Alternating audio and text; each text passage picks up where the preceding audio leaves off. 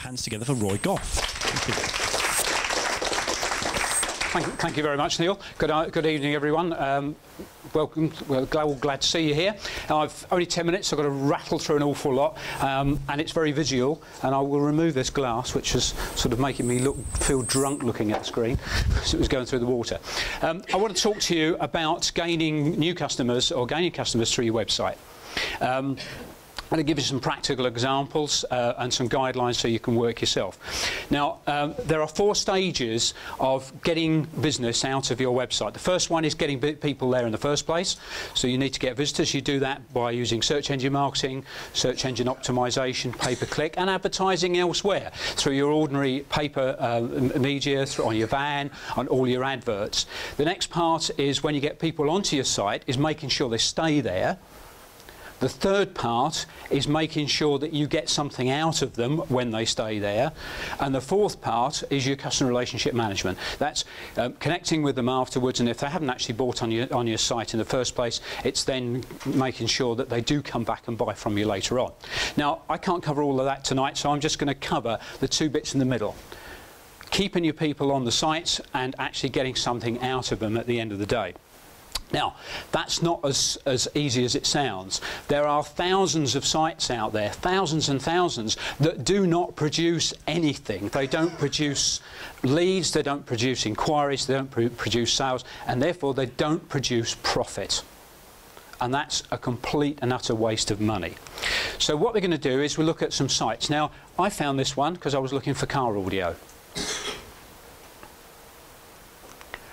And sadly, that's about all the time you have to get people to stay on your site.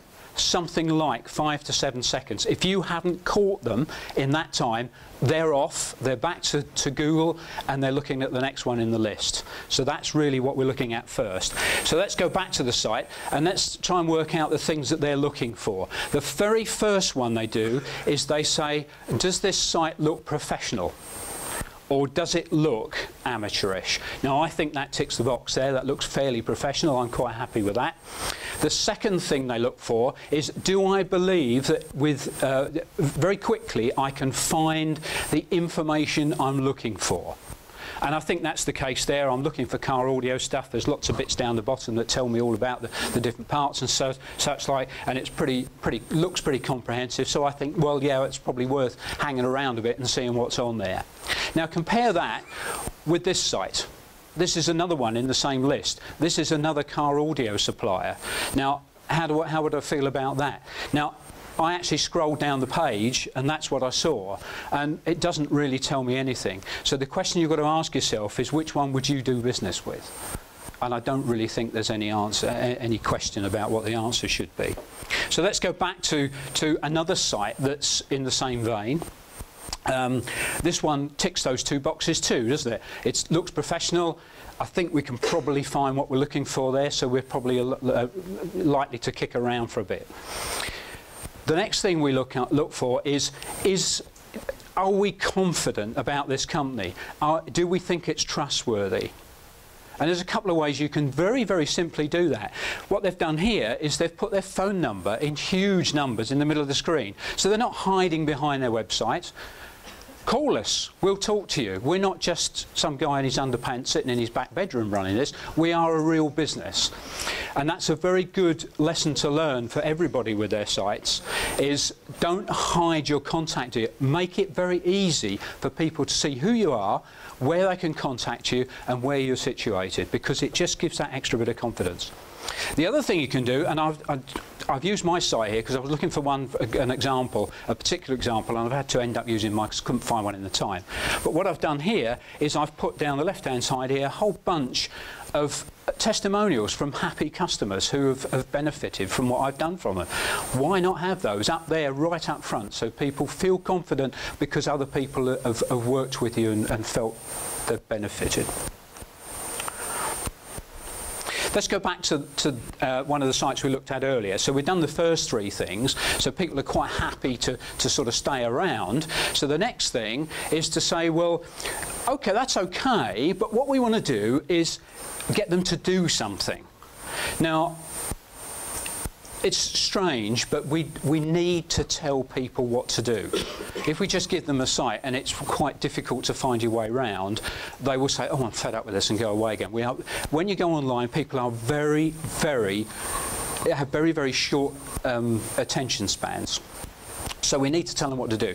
Now here's a great one that they've put on here. There's a little offer at the top here. Now if I was buying speakers or whatever it was, a nice time-sensitive call to action there. When it's gone, it's gone. So if that's what I'm looking for, I'm bound to click on that one.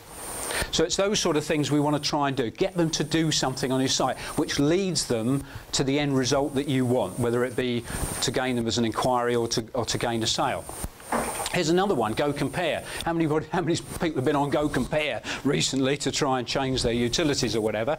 Very, very complex site, but haven't they made it easy? You know, get a quote, or down the side there, go here for home insurance, go here for car insurance, just to make it nice and easy for you to work with. You don't have to think, just look for the button and click on it. Here's another one, Stephen Covey. Anybody know Stephen Covey? Yeah, he wrote 7 Habits of Highly Effective People. Now, great to have your picture on there, or a video of you talking, because it's a great confidence builder, but there ain't many people who can have 1/3 of their web page covered with their own picture. It's only people like Stephen Covey who can get away with it. But even he, down the bottom here, has got loads of little things to try and get you to do something. Go here and have a look at this. And that lovely button in the middle there, learn more. Who isn't going to click a button that says learn more?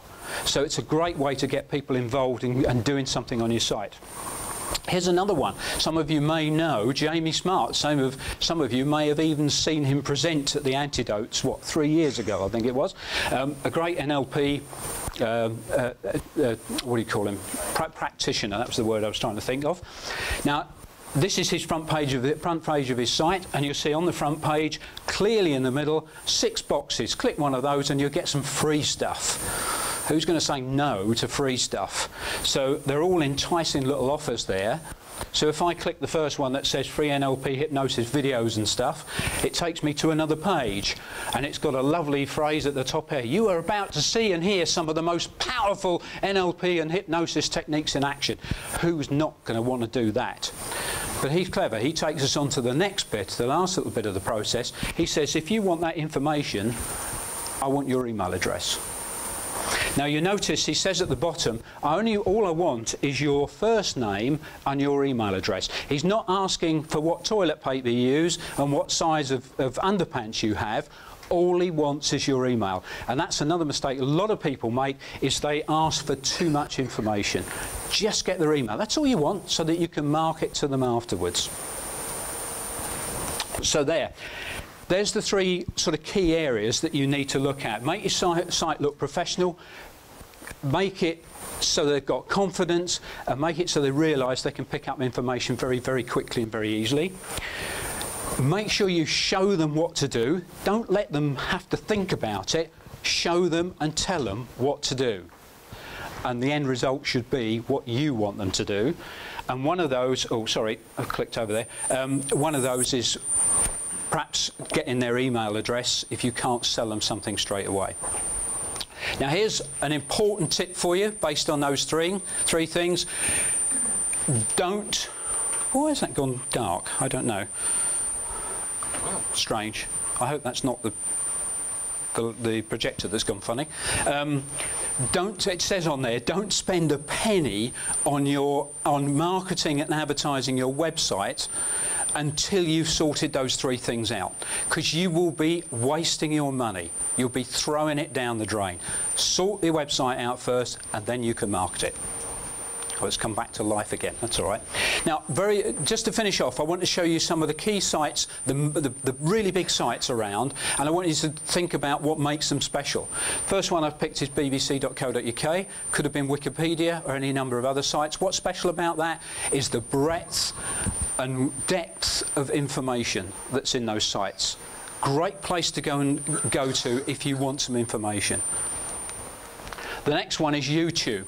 Probably the worst laid out site, an uninspiring site you would ever come across, but my God, is it popular? Why is it popular? Because it's so entertaining. You can spend hours going through YouTube watching all sorts of stuff, good and bad, but it's so entertaining. That's why people keep going back to it.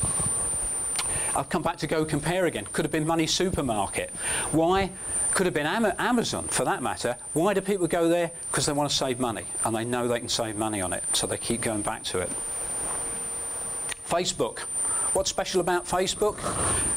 You're not interacting with a computer, you're interacting with people through the computer. It's very personal, very interactive, and that's why it's so popular. Could have been other ones, could have been Academy, Could have been MySpace, Bebo, all sorts of things.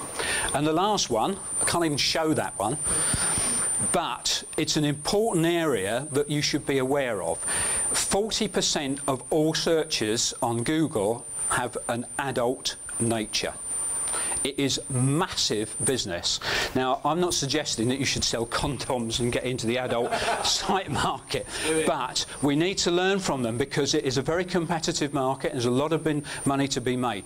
These guys really know how to make a website work and get money out of it. And the reason they do it, the way they do it, is to make it exciting and make it teasing. They try to get you just to, you know, give you a little bit more, but if you keep going, and so they tell me. Let's get this right. So they tell me. But it's a good lesson to learn how they get people to spend money and how they get them going through the site. So there we are.